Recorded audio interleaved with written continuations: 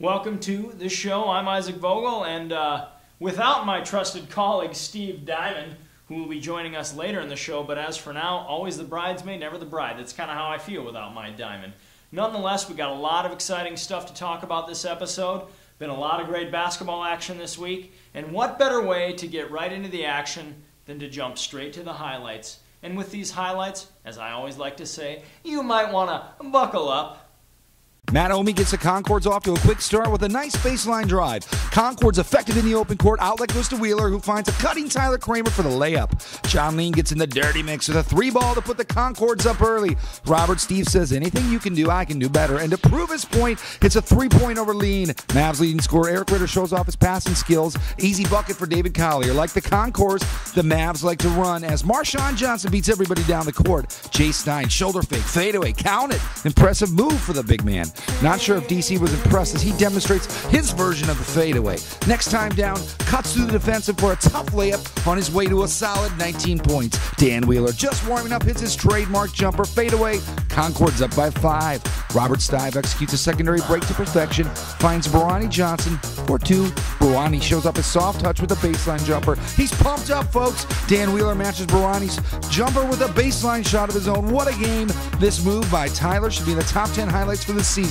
Ridiculous move in the lane and finishes with his left hand. Amazing shot, not easy to do. Someone stop the ball. I guess no one's listening to me. Matt right through the defense for a layup. Ritter loves a 3, keeps the Mavs close in the second half. But whenever the Concords needed a bucket, MVP nominee Wheeler seemed to come through. His double-double of 23 and 10 boards led the Concords to an 82-74 win. Raccoon Dogs' James Harrell came out blazing as he scores on the baseline drive and won.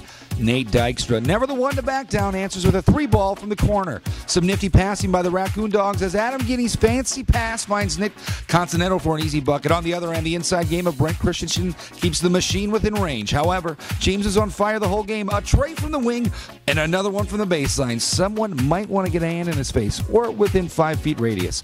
Nate Dykstra freaking the Dogs defense as he hangs in the air, scores on this acrobatic shot. Wow. Let's see that again in slow-mo. Dykstra, so smooth as he glides through the air like a ballerina. The fans are going crazy. I'm excited. Let's move on. The game must continue as Chris Hannon finds a range. Machine down by only 10. They still got a chance. Charles Womack scores on a pull-up jumper to keep the Dogs on top. Machine's Colby Dickens finds a cut in Damian Raccoon Washington for a tough bucket. Damian looking for a foul, but doesn't get it.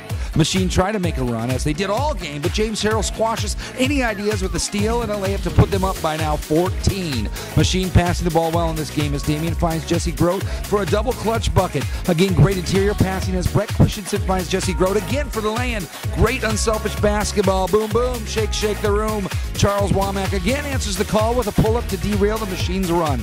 Brent, the passer before, now becomes the shooter. Let's trade places as he gets the friendly bounce from the rim. In the end, though, the 1-2 punch of Charles Womack and James Harrell was too much for the Machine to overcome. Still winless on the season. The two combined to score 44 of the Dogs' 62 points en route to a 62-46 victory.